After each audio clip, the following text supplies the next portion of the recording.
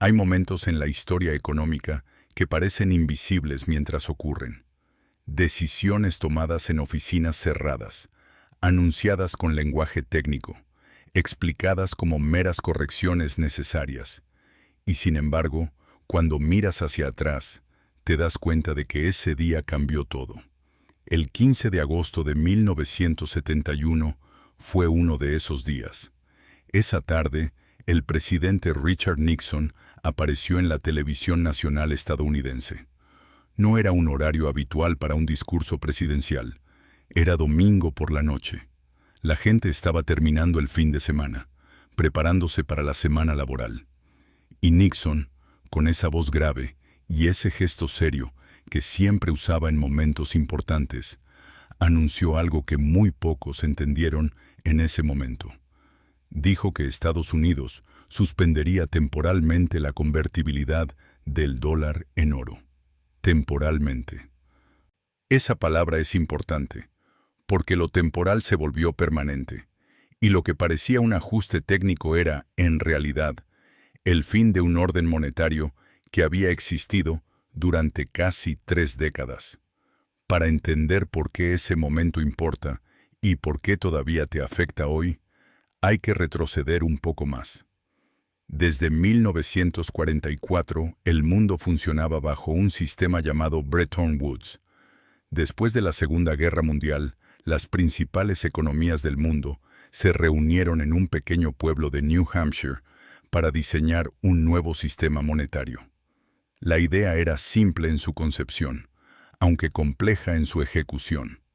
El dólar estadounidense sería la moneda de referencia global, y el dólar estaría respaldado por oro a una tasa fija de $35 por onza. Todas las demás monedas se anclarían al dólar. En teoría, esto significaba que cualquier país podía cambiar sus dólares por oro si lo necesitaba. Era un ancla, un límite, una disciplina. Estados Unidos no podía imprimir dólares sin tener el oro que los respaldara. O al menos, esa era la idea. Pero la realidad empezó a complicarse en los años 60.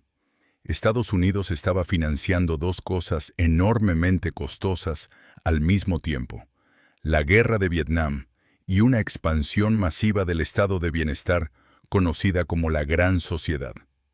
Los programas sociales, la guerra, la carrera espacial, todo requería dinero, mucho dinero.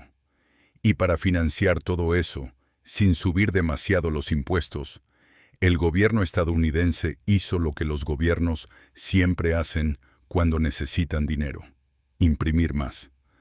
El problema era que el oro en Fort Knox no crecía al mismo ritmo que los dólares en circulación. Francia, bajo el gobierno de Charles de Gaulle, empezó a sospechar. Y no solo a sospechar, empezó a actuar. Los franceses comenzaron a canjear sus dólares por oro.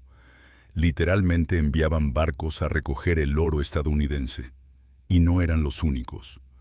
Otros países empezaban a darse cuenta de que había más dólares circulando en el mundo de los que Estados Unidos podía respaldar con su reserva de oro. Era una especie de corrida bancaria a cámara lenta, y Nixon sabía que si seguía así, Estados Unidos iba a quedarse sin oro. Entonces, esa tarde de domingo de agosto, cerró la ventana, suspendió la convertibilidad, y lo que parecía una medida temporal nunca se revirtió. ¿Qué significó eso? En términos prácticos, significó que el dólar dejó de estar respaldado por nada tangible. Se convirtió en lo que llamamos dinero fiduciario. Dinero que tiene valor porque un gobierno dice que lo tiene. Dinero respaldado por confianza, por el poder militar, por el tamaño de la economía, pero no por algo que puedas tocar, pesar o guardar en una bóveda. Y esto no es una crítica moral. Es una descripción de un hecho. El dinero fiduciario no es inherentemente malo ni bueno. Simplemente es diferente y tiene consecuencias diferentes.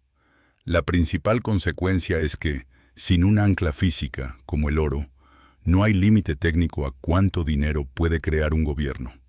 La única restricción es política, es institucional, es la voluntad de mantener la confianza en la moneda. Y esa disciplina es mucho más frágil que una bóveda llena de oro. Durante los años 70, el mundo experimentó las consecuencias inmediatas. Inflación, alta inflación. En Estados Unidos, la inflación llegó a niveles de 2 dígitos. Los precios subían mes tras mes. Los salarios no seguían el ritmo. La gente veía cómo su poder adquisitivo se evaporaba. Y no era solo en Estados Unidos. En América Latina, en Europa, en gran parte del mundo, la década del 70 fue una década de inestabilidad económica severa. Los economistas debatían las causas. Algunos culpaban al shock del petróleo de 1973, otros a las políticas fiscales expansivas. Pero en el fondo, todo estaba conectado a ese cambio fundamental. El dinero ya no estaba atado a nada, y los gobiernos, enfrentando crisis, guerras, presiones sociales, hacían lo que siempre hacen: imprimir más. Eventualmente, en los años 80, Estados Unidos logró controlar la inflación. Paul Volcker, entonces presidente de la Reserva Federal, subió las tasas de interés a niveles brutales. Llegaron a estar por encima del 20%. Eso provocó una recesión dolorosa, pero mató la inflación. Y durante las décadas siguientes, el sistema pareció funcionar.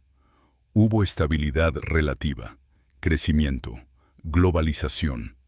El dólar se consolidó como la moneda de reserva global, y muchos economistas empezaron a creer que habían domado el problema, que podían manejar el dinero fiduciario de manera responsable. Pero entonces llegó 2008, la crisis financiera global, y con ella una respuesta que habría sido imposible bajo Bretton Woods. La Reserva Federal imprimió billones de dólares. Lo llamaron expansión cuantitativa.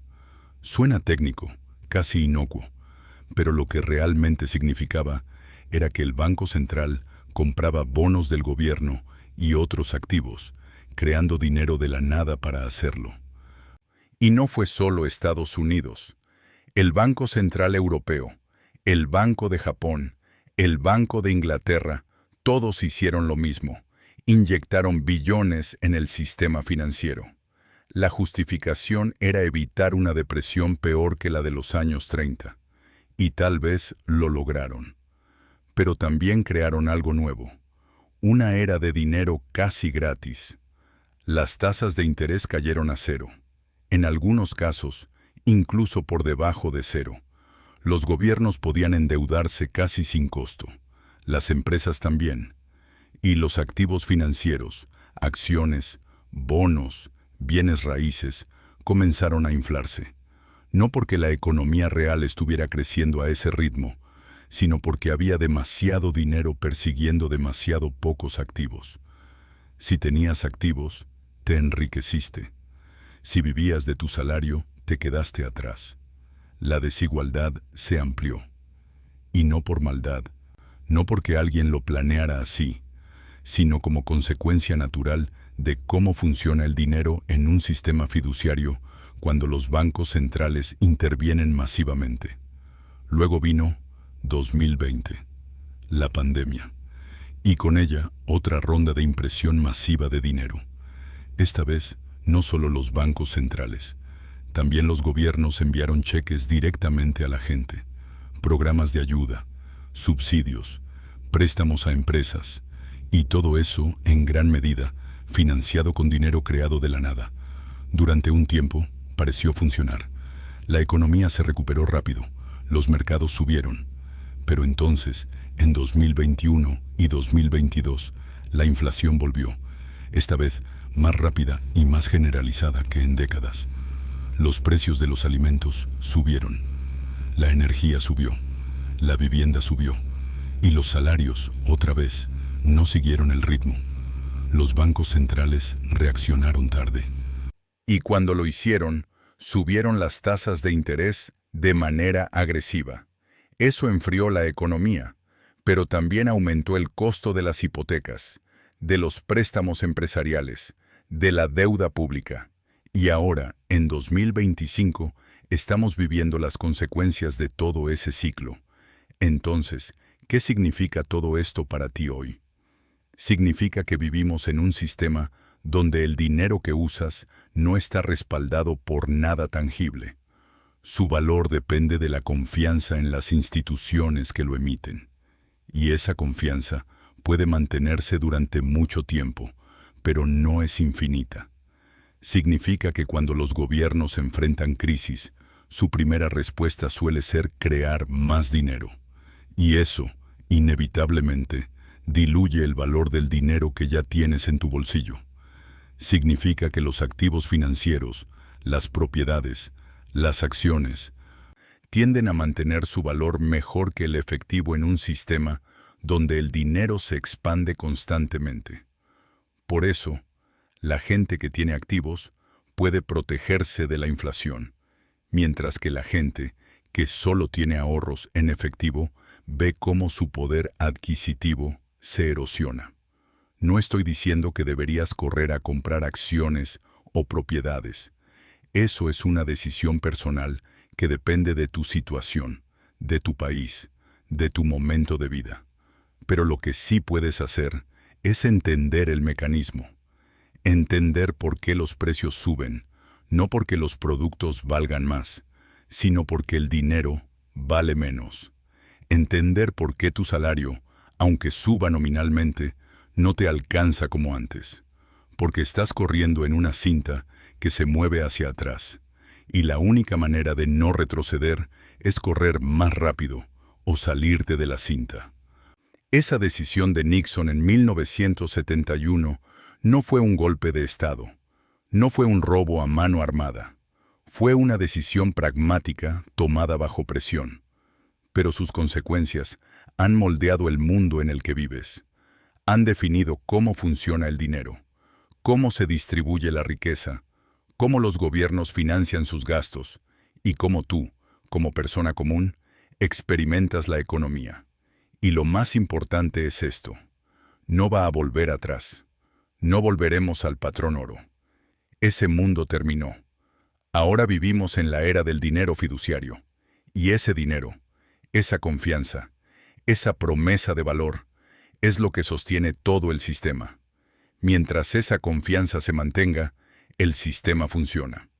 Pero cuando esa confianza empieza a resquebrajarse, cuando la gente empieza a dudar del valor de su moneda, las cosas pueden desmoronarse muy rápido.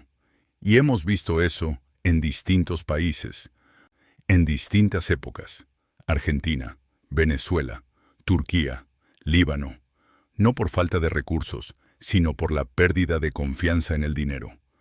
Por eso es tan importante entender qué pasó aquel día de agosto de 1971. No porque vayas a cambiar el sistema, no porque vayas a volver al oro, sino porque, si entiendes el mecanismo, puedes tomar decisiones más informadas. Puedes protegerte mejor, puedes anticipar movimientos, y puedes dejar de culpar solo a la mala suerte o a los políticos corruptos cuando ves que tu dinero no rinde como antes.